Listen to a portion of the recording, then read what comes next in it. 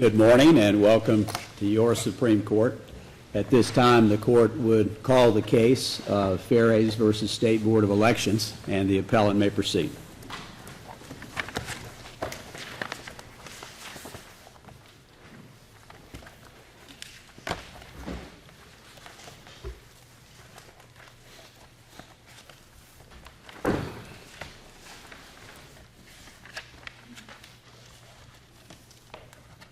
May it please the Court, I'm John Madry, Solicitor General for the State of North Carolina.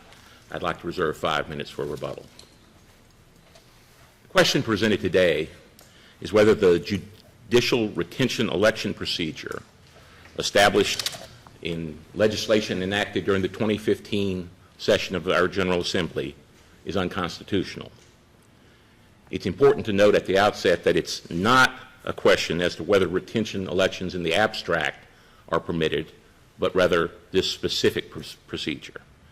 And it's also important to keep in mind that our Constitution is not a grant of power to the General Assembly, but a limitation on its power, such that all power that is not expressly limited by the Constitution remains with the people's representatives. The Superior Court erred in this case by declaring the legislation unconstitutional on both of the asserted grounds contained in its order.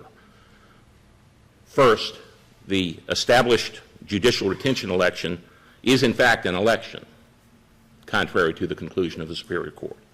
And second, the legislation does not add an additional qualification for office, as found by the court below. Additionally, we briefed the question of whether plaintiffs lack standing to bring their claims such that there was no subject matter jurisdiction over the matter below. There is clearly a need for clarity and precision as to what is an election and what constitutes a qualification for office. Plaintiffs, in their brief, contend that in the constitutional context, election, and I'm quoting, always refers to a contest between candidates for public office. Well, that cannot withstand analysis. That's not the only thing that can constitute an election. Certainly, that's a major component of what elections are, but we know there are any number of instances where matters are submitted to the voting public for a decision that don't involve a contest between candidates for public office. Several come to mind, including instances where there's only one candidate for a particular office. Under the plaintiff's definition, that wouldn't be a contest between candidates if there's only one person running for a particular office. And we know that is not just a hypothetical situation. We've seen statewide elections here in recent memory, both at the Council of State level and at the Court of Appeals level, where there's only been one person on the ballot. We would contend those are clearly elections within the meaning of that term. Well, Mr. Manager, don't you think there's a difference between a situation where just nobody files to oppose somebody who's running and a situation where no one can file? Well, I guess that would raise the question of whether the opportunity to run is a prerequisite for there being an election within the constitutional sense. And that in some ways works into the second question as to whether the legislation here adds an additional qualification for office, such that there would only be one possible candidate, that being the incumbent, under the 2015 session law. It's important. Are you getting into that issue yet? Well, I was going to turn to that if you'd like me to, Your Honor. No, if you've got more on this one, go ahead. When you get to that one, I've got Sure. a couple of questions for you. Be happy to. I actually had a question about the election issue. The plaintiffs raised the issue, too, that Article 3, Section 2, Article 2, Section 3, and Article 2, Section 5 all use the phrase shall be elected as it refers to other public offices. So if the same language is employed for all these elections to public office, would having a retention election for the office of Supreme Court Justice then open the door for a retention election to those offices? Well, certainly, Your Honor, I am aware of the argument that was made in the brief, and to a certain extent in some of the amicus briefs. And I think it's important to keep in context what I said earlier, that this is not a advisory opinion on the validity of referendum elections in general, but is a review of the legislation authorizing limited judicial retention elections. But to get back to Justice Jackson's question, is there any textual basis in the Constitution that you can see for interpreting the phrase in question differently for judicial officers as compared to members of the General Assembly, members of the Council of State, other offices? Is there any textual argument that you can make how you could construe those phrases, the same phrase, differently in different articles? There is no, I'm not aware of any constitutional definition of election. Well, but I mean, or stand for election. At least the plaintiffs have stated in their brief, and I didn't understand you to argue with it. If you did, please tell me, that the phrase that's used to be, shall be elected or whatever it is, uniformly appears every time we talk in the Constitution about the selection of an official by election. If that's correct, is there any basis for distinguishing between what an election is for purposes of Article 4 and what an election is with respect to the picking of somebody to hold an office for any other offices created by the Constitution? In the Constitution itself, it does not appear that there's a textual basis upon which you could say the same phrase or the very similar phrase is different. I think there is a strong argument that judicial elections are different from other elections, say for Council of State or for legislative seats or other matters that are done on a statewide basis pursuant to the Constitution. Is there any basis in the arguments that you've put before us for a holding that says that retention elections under this statute for judicial officials are constitutional, but retention elections for members of the Council of State or for members of the General Assembly would not be? I believe there's a basis upon which to distinguish judicial elections from other elections. As a constitutional matter? As a matter within the prerogative of the General Assembly to have specific election procedures for judicial elections that are not applicable to every other elected office in the state. But would the same logic then permit the General Assembly, if it chose to do so, to say, for example, that we could have retention elections for governor or lieutenant governor, if it, in its policy-making authority, chose to do that? I believe it would not be binding precedent. I think at most it would be persuasive precedent, and I would contend it's not very persuasive to suggest that the same rationale that would justify a retention election for a judicial official applies to a governor or a legislator or a member of the Council of State. Does Martin v. Preston have any application to this type of situation? I know Martin v. Preston has a lot of application to this case. I'm not sure the specific context in which it would apply to this question, Your Honor. I'm sorry that I'm not able to. Well, in Martin v. Preston, this court allowed extended terms. The Constitution provided for 8-year terms. We allowed 10-year, 12-year terms.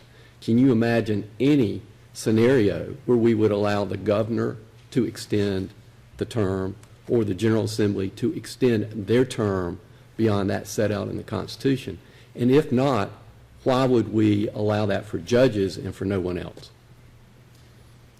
Well, I don't know of any rationale that would allow for the extension of terms. I don't believe a retention election is de facto an extension of a term.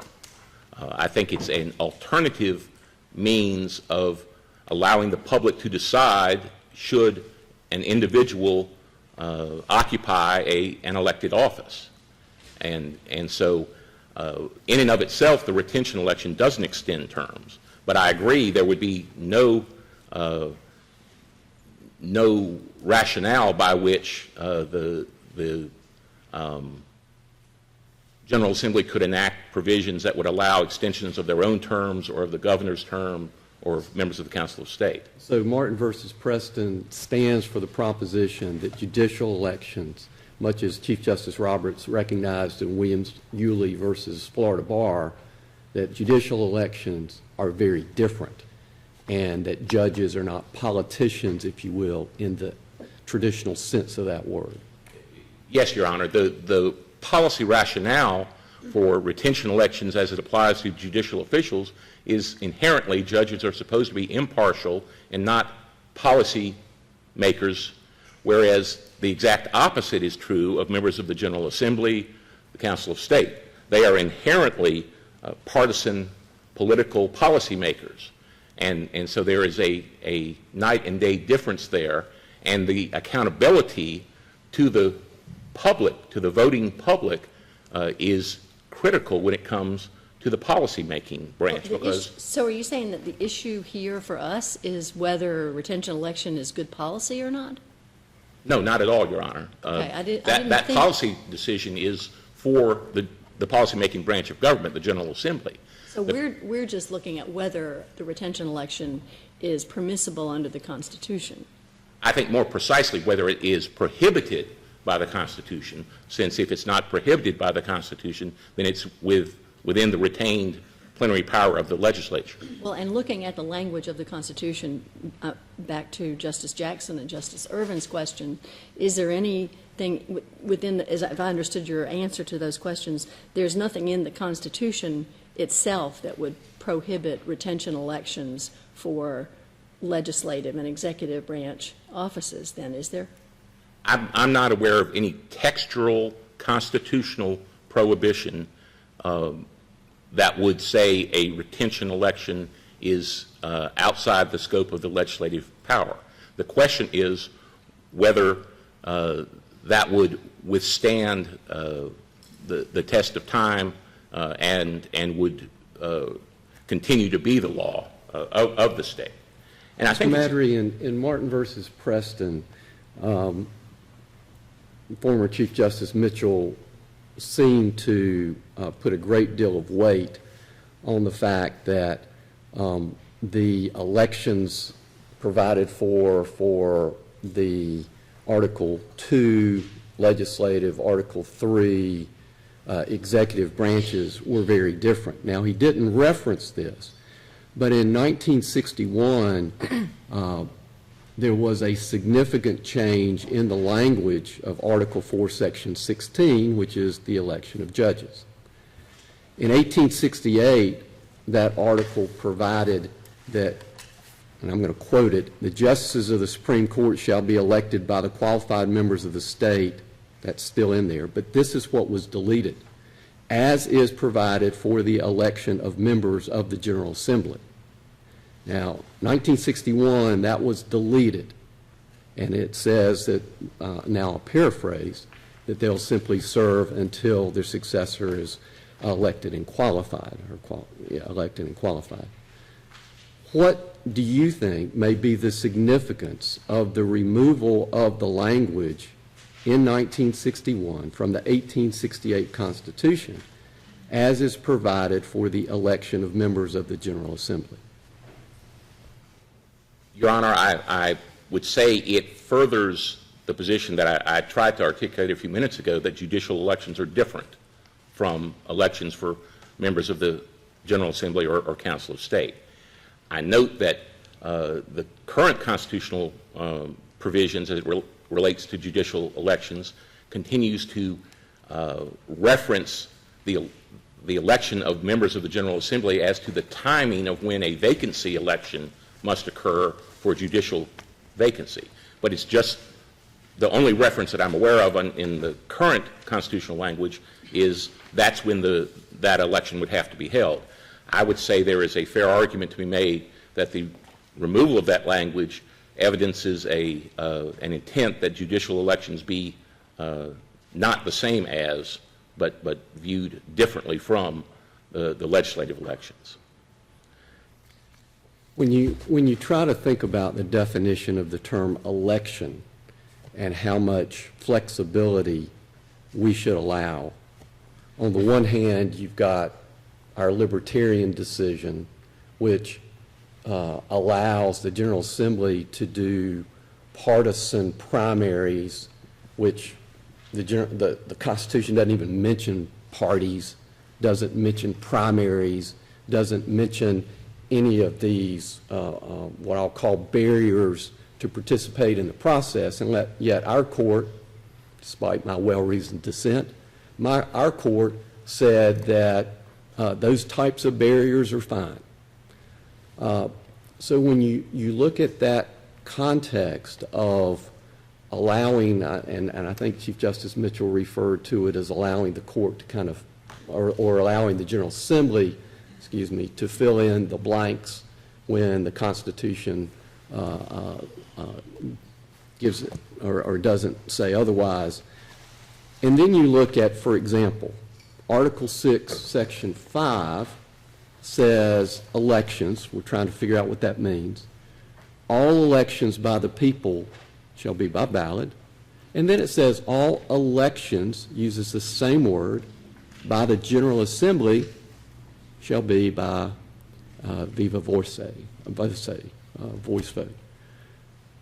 As we try to determine the latitude of elections, and since the same word is used there, and it's from 1868 to the present, what information can we discern as we think about the definition of election from the use of this all elections by the General Assembly?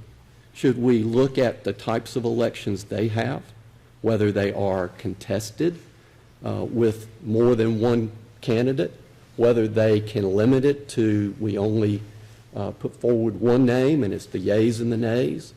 Is that instructive about the definition of election? Your Honor, I think the established canons of construction would be that we look to the plain meaning of the terms used in the Constitution. I think informative of that are several potentially persuasive sources, but not binding sources. I would note, for instance, that in the 2014 Tennessee case involving their retention elections, Haslam, the Tennessee Supreme Court looked at legislative definitions of words like election as informative of what it could mean, should mean in the Constitution. Here, there are various statutory definitions of election that we could look to. I would say the course of conduct as between what you've identified, elections in the General Assembly as separate from, contrasted to elections in the general public, would be one potential source of guidance as to what the constitutional term means. But I think an important point that you mentioned there segues into the second issue about qualifications for office. What does a qualification for office mean? Well, I would contend it cannot mean what the plaintiffs say in their brief at page 31, which is a qualification for office is a requirement that must be satisfied to be on the ballot. We know there are any number of statutory requirements, conditions, and procedures that must be met before you're on the ballot, including but not limited to the primary process, the payment of a filing fee, or the alternative submission of a petition with a requisite number of signatures. Let me ask you about that for a second.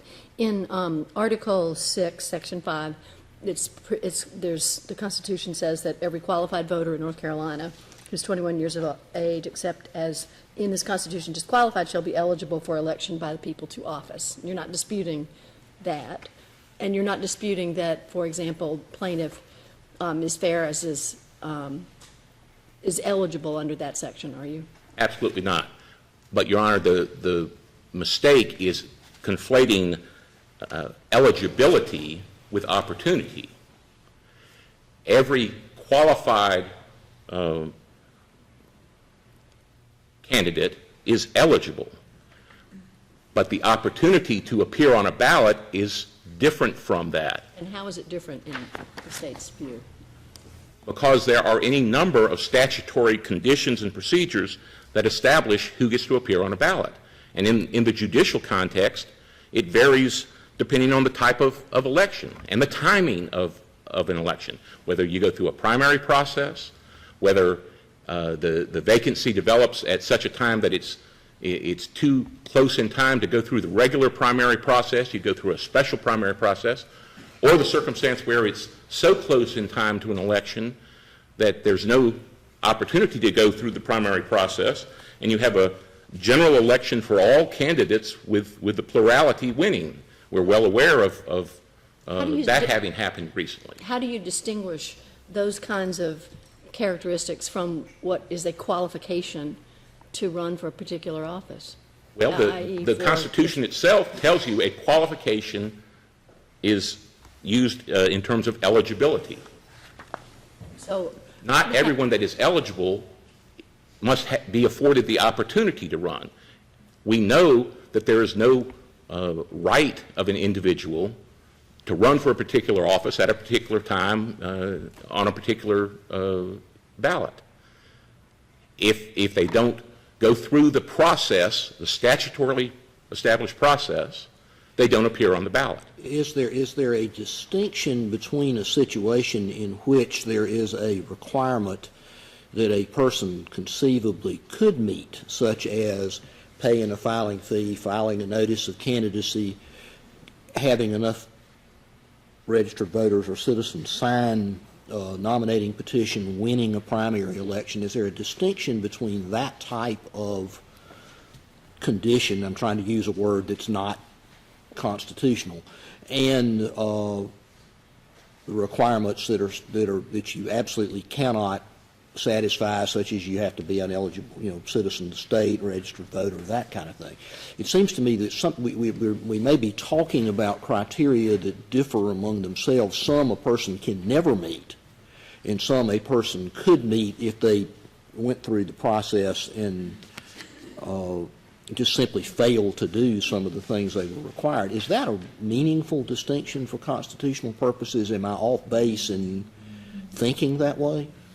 I'm trying to think it through, Your Honor. Well, I have been too, so help me if you can. Certainly, for instance, we know there is a constitutional requirement that you be eligible to vote in order to be a candidate. Certainly, that seems to me to be within the ability of an individual to But on the other hand, if accomplish you're or not. not a citizen, for example, you're not eligible to vote. So there's some people that could never become eligible to vote. Right. I understand that. There's some people that are not attorneys at law, so they could never be. But that's a constitutional Correct. disability. They could never be eligible to run for a judicial office under the constitutional provision. I think you have to analyze it in the context of the overarching understanding that there is no constitutional right to run for any office at any particular time. If you equate eligibility with opportunity, then anyone that's eligible has to be afforded that opportunity, has to be put on the ballot. Now, and you've said this a couple of times, and I just want to make sure I'm following you.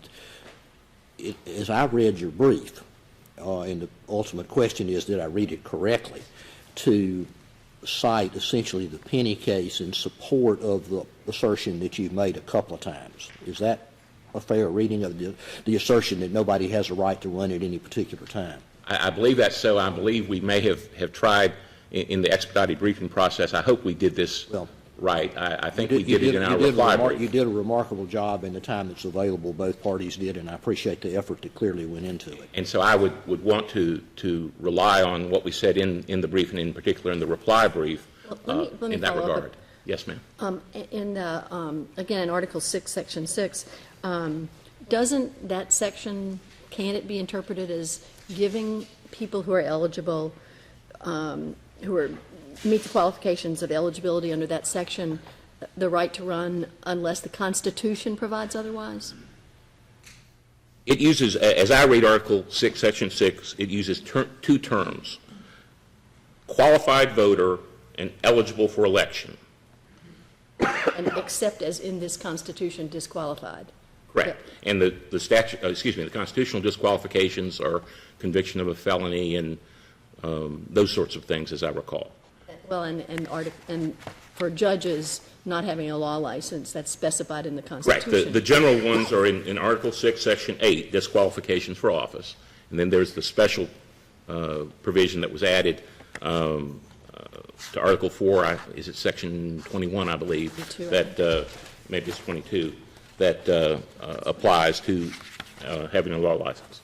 But if that is the constitutional interpretation, then I think we have huge issues with the requirement that you go through a primary, the requirement that you pay a filing fee, the requirement that you, in alternative, have a requisite number of signatures on a petition. All of those then would have to be reconciled with prior decisions of this court.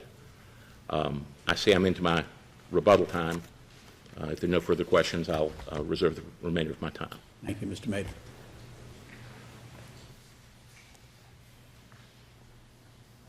The appellee may proceed.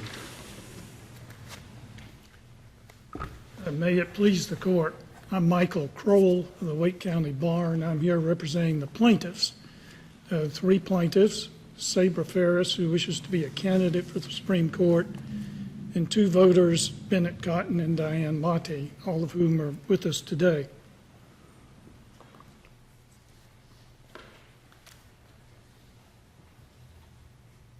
Just after this lawsuit was filed, one of the sponsors was approached by a newspaper and expressed some surprise that the lawsuit had been filed and said, no, Ms. Ferris is not barred from running. His quote was, whenever there's an election, she can run. She will just have to wait her turn. We appreciated the inadvertent acknowledgement that there was not an election in 2016. Weren't altogether sure about what it meant about waiting her turn, but we've now found out that what it means is she can run sometime in the future if there is a vacancy on the court. Well, that's not what the Constitution says. The Constitution says that justices serve 8-year terms and that at the end of that term there should be an election. There is a term that ends in 2016 and there should be an election. Let me just take a minute to remind you of our argument. And it's pretty simple. That this act is unconstitutional for two reasons. First, that this is not an election within the meaning of Article 4, Section 16 of the Constitution. We know what that meant in 1868 when it was put in the Constitution. We also know that as the Constitution was written, it was fairly careful to use the language shall be elected every time it referred to an election for an office, and to use some other kind of language every time it referred to a for or against type of vote, a recognition in the Constitution that those are different kinds of events. So if I understand what you're saying, if we had the drafters of the Constitution calling a yes-no type vote an election, then we would have an idea of what they intended by the term election. I think you have to go beyond that, and yes, that is an indication of what they meant, but I think you have to go beyond that and recognize that they were consistent whenever they were talking about a public office, and it had a certain meaning for a public office, and it couldn't have meant a retention vote in 1868. It simply wasn't on the horizon at that time. But if there were a yes-no referendum, as you've referred to it, or a yes/no submission to the public. If the drafters called that an election, that would give us an indication of what, or how much latitude, if you will, election could be considered. Would that be true? It would make our argument harder, there's no question about it. It was a point that they latched on to in Tennessee, and that's a distinction between our Constitution and Tennessee. We think there are plenty of other reasons to believe what they meant by an election for office was where there are an opportunity for opposing candidates, but that would certainly figure into construction. So in 1868, in Chapter 35 of the Session Laws, it says this. It's entitled An Ordinance for the Submission of the Constitution to the People. Section 1, be it ordained by the people of the North Carolina Convention assembled that the Constitution adopted by this convention be submitted for ratification to the voters of this state, registered and qualified as provided by the acts of Congress, so on. The vote on said Constitution shall be for the Constitution and against the Constitution.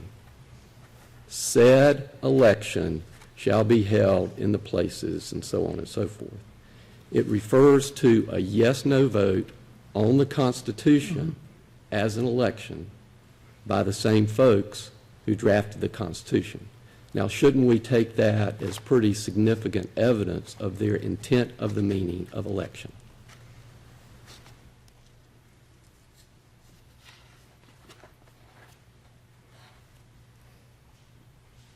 Yes, you should take it into account, certainly. You should take into account anything you have that is indication of how they understood the word election, what they understood it to mean at that time. Let's keep in mind that in the provision about election of judges in the 1868 Constitution, they went further and said it was to be, I forget the exact words, you quoted the words a few minutes ago, in the same manner as the General Assembly, indicating where they were talking about election of judges. They were talking about the same kind of election that applied to everyone else.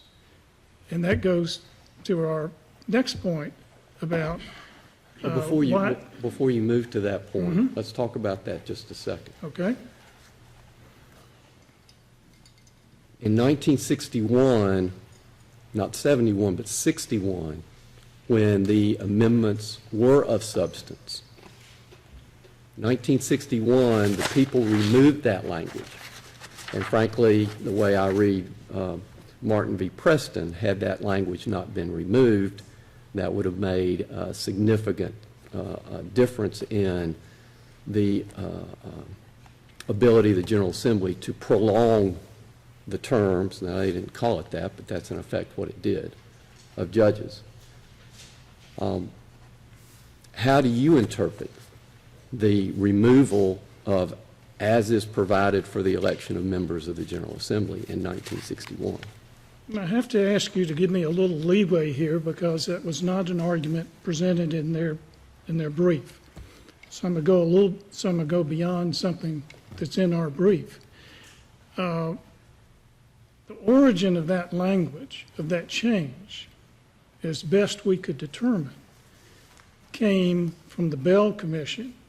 There's a 1958 report where they first proposed the constitutional amendments regarding the judiciary. If you'll recall, as a result of the Bell Commission work, there were constitutional amendments affecting just the judiciary, Article 4, and then later in 1970 you had the wholesale revision of the Constitution, largely editorial. What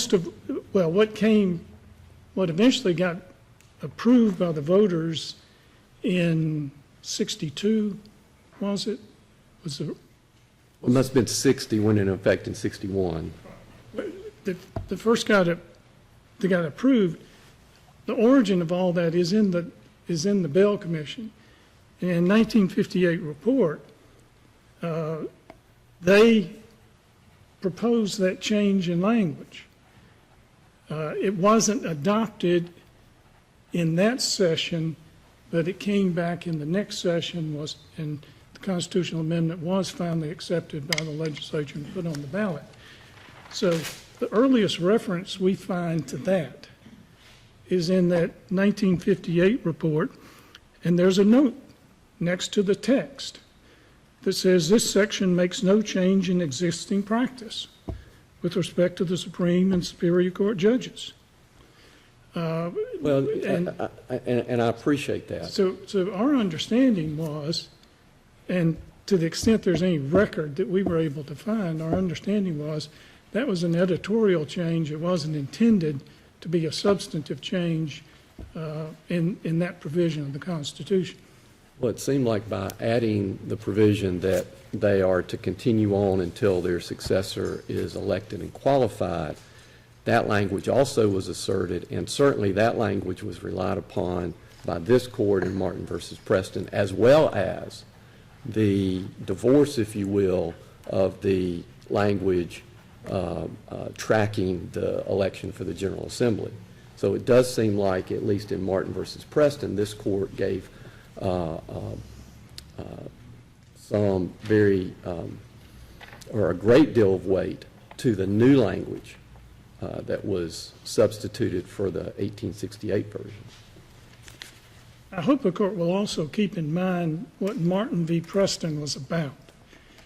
Martin v. Preston was the result of a lawsuit over the election of Superior Court judges, a voting rights lawsuit over the election of Superior Court judges, claiming that the method of electing judges was discriminatory. The General Assembly, in response to that lawsuit, enacted the legislation which became the subject of the Martin v. Preston lawsuit. And there were several features to that legislation. One was to create a number, I think it was a dozen or so, minority districts in which Superior Court judges could be elected and can be elected by district. Another feature was to, in places where there was more than one, in districts where there was more than one Superior Court judge, where there were 3 judges, to provide that all those judges would run at the same time, would be on the ballot together, so that minority voters could single-shot vote. There'd be 3 Superior Court judges up. By single-shot voting, minority voters could substantially increase their chances of electing one of the judges. And that was one of the features. To accomplish that and to comply with the Federal Voting Rights Act, the legislature had to adjust terms in those districts. And the emphasis in Martin v. Preston, as I recall, was the one-time nature of this and the fact that it was necessary to comply with the Federal Voting Rights Act. There's another more technical aspect to Martin v. Preston that does affect this case. One problem see if I can do this without complicating things too much. One problem with the 2015 Act, Session Law 2015-66, is how it conflicts with the provision on vacancies. As you've pointed out, the Constitution says that the governor appoints someone to fill a vacancy, and then Article 4, Section 16 says that justices hold office for terms of 8 years and until their successors are elected and qualified.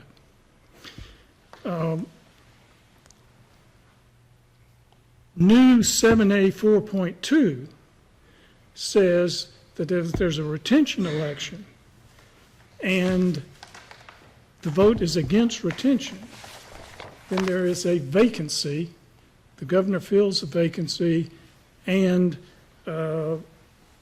then 2 years later, that person will stand for an election.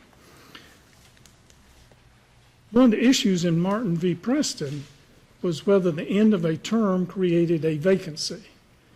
And the decision in Martin v. Preston was no, that it does not create a vacancy, that there is, because of the holdover provision, there is still someone in office and that person holds over. Well, what you get with Session Law 2015-66 is, on the one hand, the legislation saying there's a vacancy and the governor appoints someone. On the other hand, the Constitution, as interpreted by Martin v. Preston, saying that the incumbent holds over until there's a successor. Well, there's no successor elected. There'd be no successor elected in 2016. And that demonstrates the conflict between the act and what the Constitution means as far as an election. The Constitution requires, it says there's to be an election. And there have to be candidates at that election. There has to be some candidate other than the incumbent. So there can be somebody to be elected under the holdover provision. As I understand the argument that Mr. Madry was making in reliance on Martin versus Preston, it in essence said that at least with respect to judges, for reasons of sound public policy, the General Assembly has some discretion to alter the means by which those judges were elected, in that instance for the purpose of complying with alleged Voting Rights Act violations. Is your argument that Martin versus Preston was a one-off kind of a thing in which you could only do that in response to alleged voting rights action, or is it subject to being read more broadly? And if so, what would it mean if read more broadly?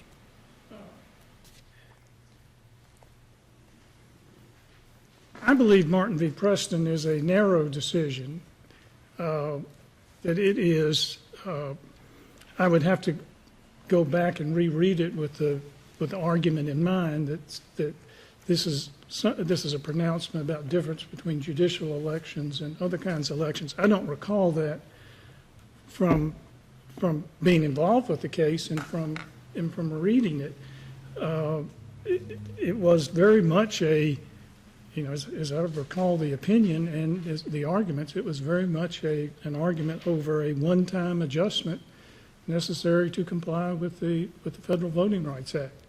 And I think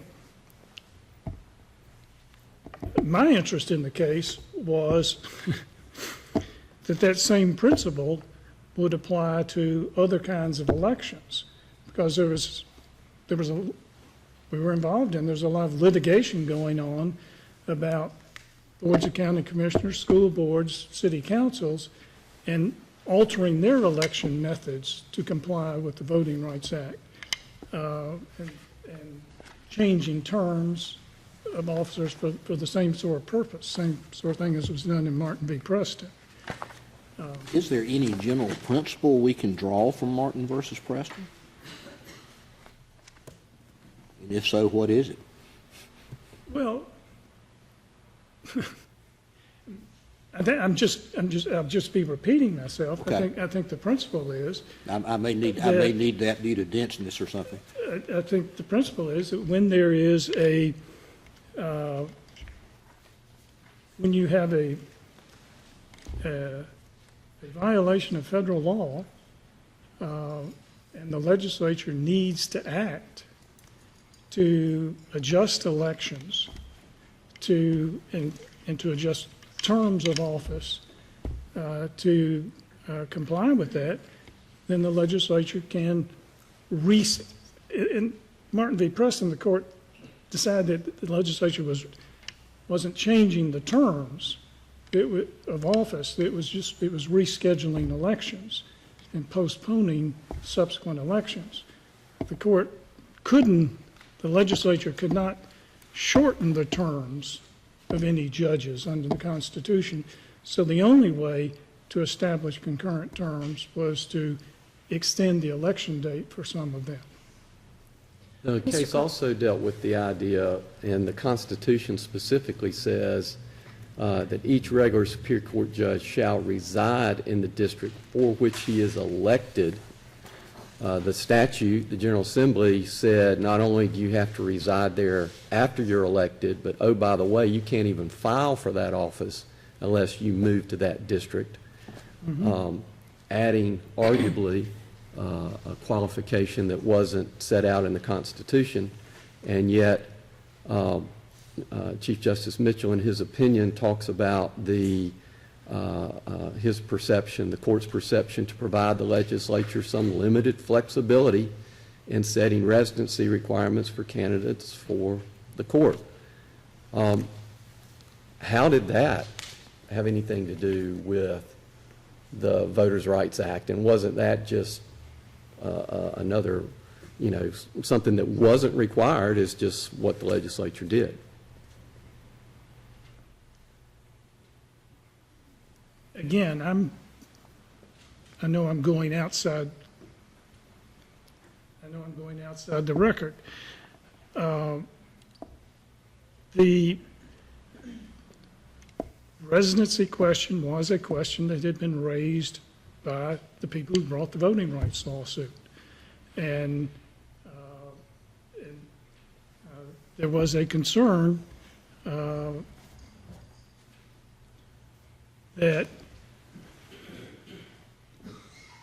residency needed to be specifically tied to the time of filing to avoid certain mischief in the elections. Mr. Kroll, let me ask you about the aspect of the question that Justice Newby asked you about qualifications. More about this particular case here. How would you define what is a qualification within the Constitution in light of the argument made by Mr. Madry, and whether there was one added by this legislation in 2015? As we said in our brief, we think this is directly parallel to the Moore v. Knightdale Board of Elections case. Our argument is fairly simple. The Constitution says a Supreme Court justice is to be elected in 2016. Sabra Ferris meets all the qualifications in the Constitution for running for Justice of the Supreme Court. If she cannot run, one of two things has to be true. Either it's not an election, or it's an election, but she's been disqualified for some reason, other than what's in the Constitution. And what determines whether it's a qualification that has to be sort of disqualification that has to be in the Constitution as opposed to just another sort of requirement you have to meet, like a filing fee or something like that? Well, I think Justice Irvin made a good point on that earlier. And the Moore case talks about disqualifying a whole class of people. What is disqualified here, if this is an election, the people who have been disqualified is the class of everybody in the state of North Carolina, well, every lawyer in the state of North Carolina, other than the incumbent justice. And there's no way that any individual who meets the constitutional qualifications can satisfy that. For the other kinds of things that are talked about, filing fee or whatever, if somebody meets the constitutional qualifications, they may have, some additional minor requirement that they have to meet so that the election can be conducted in orderly fashion. You don't have too many political parties, you don't cluttering the ballot and so forth. But it's a difference between that and saying this whole group of people, there's no way they can qualify at any point to run for the office.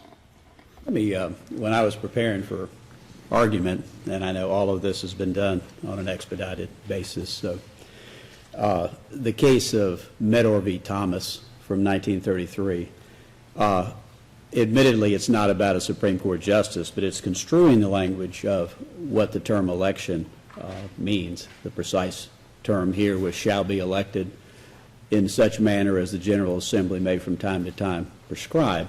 But then in the decision, the court talks about the concept of election. And the court says does not necessarily import a popular choice by qualified electors. And then it goes on to talk about how the commissioners decided that to appoint a judge would be better to elect the judge. And the court says the commissioners declare that in their opinion the best interest of the county would be promoted by the appointment of the judge and not by his election by a vote of the people. And then the court says it is of negligible importance whether the choice be called an appointment or an election. Are you familiar with this decision? No. Okay. No, I apologize. Right. Well, I found it interesting because it was this court talking about the term election, which we know is not defined for us, and the degree of flexibility that may be available in terms of that term. And I just wondered if you had any comment about the court's discussion in Medor v. Thomas.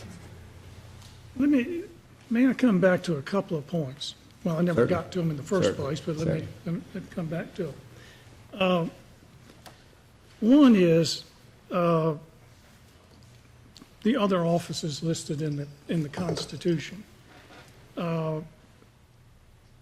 We think that is a question that just cannot be avoided by the court. The same language is used when referring to all these other offices in the Constitution as used for judges of the for justices of the Supreme Court. But that begs the question. That is correct. So we've talked a lot today about whether judges are distinguishable from other public officers. Chief Justice Roberts and Williams-Yulee, and I quote, "A state's decision to elect judges does not compel it to compromise public confidence in their integrity." And then I think there was a lot of discussion about this after the issuance of Williams-Yulee. The court majority also said states have a compelling interest in preserving public confidence in their judiciaries.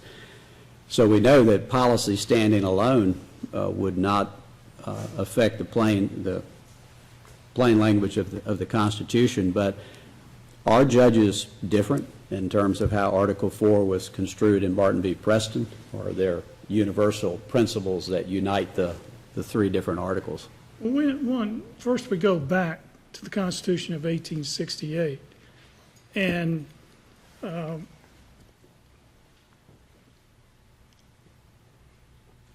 in the Constitution of 1868, with the language about judges being elected in the same manner as the legislature, I don't know how it could have been clearer that the Constitution of 1868, the convention, intended that they be treated exactly the same.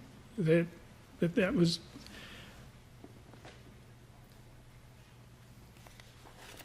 I certainly believe election of judges should be different, and I wouldn't necessarily make the same policy choice that's made in the Constitution, but in the Constitution of 1868, they decided that judges should be elected. The book, the Sugarman book about the People's Court and the history of judicial independence, is very interesting, and you've probably read it, but if you haven't, it goes through the different notions of what's the best means for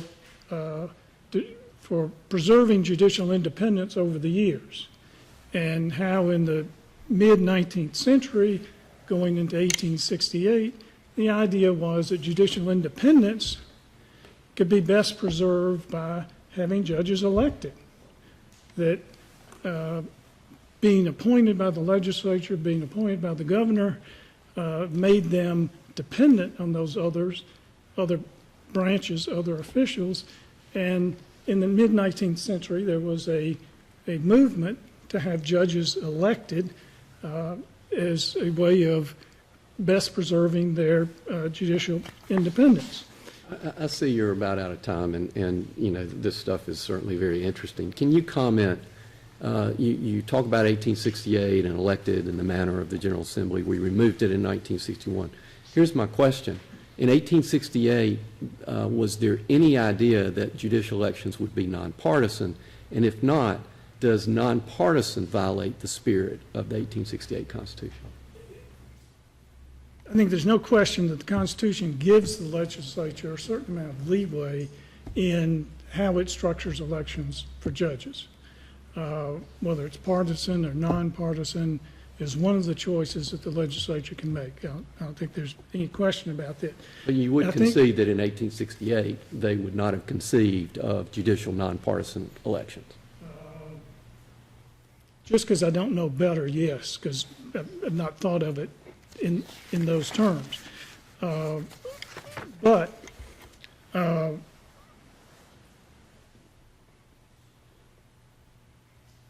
they made a decision on the fundamental issue of whether judges should be elected and whether they should be elected in the same manner as other officials.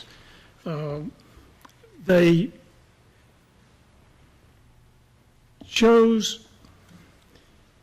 made a policy choice. They chose to elect judges just like other offices.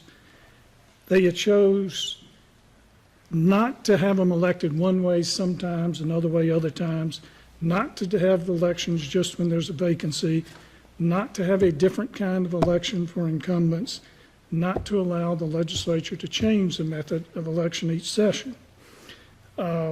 These are not, I went back and was reading the briefs and preparing for this. I noticed the various attempts the defendants made to minimize what's happening here.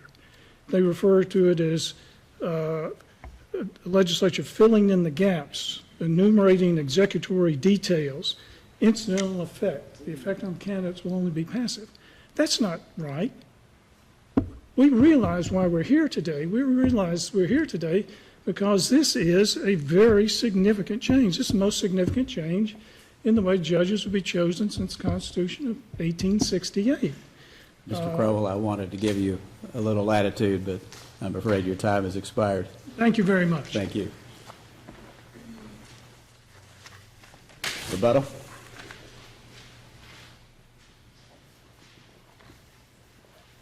Yes, Your Honor, a couple of points. First, I was unable to discuss in my primary argument what I think is an important consideration. A cornerstone of the plaintiff's complaint is that this change enacted by the legislature could only be accomplished by a constitutional amendment. Well, why isn't that correct? Answer Mr. Crowell's question, not necessarily posed as a question, but why wouldn't a change of this magnitude be appropriately submitted to the people? It could be, but it doesn't have to be, and that's the critical difference. It's not required by the Constitution, is not taken off the table for the General Assembly. And towards that end, please don't be swayed by the reference to some, 33 prior legislative bills that were introduced that all would have called for a constitutional amendment. Recognize that in each of those instances, what was being considered was a variation of the Missouri plan, which did away with the initial election of a Supreme Court justice or a judge in favor of appointment, followed by a retention election. What significance, if any, do you put on the fact that the other states that have retention elections did it by constitutional amendment, with the possible exception of Tennessee, which is kind of an outlier, aside from Tennessee? What about, is there any significance to that? I would say for there to be meaningful significance, you would have to analyze each of those states' constitutions to see what their provisions provided for, and towards that end, the close analysis of the Tennessee situation supports the conclusion that the legislation here is appropriate. Remember, the Tennessee court ruled not once, not twice, but 3 times prior to a constitutional amendment that a retention election satisfied the requirements there.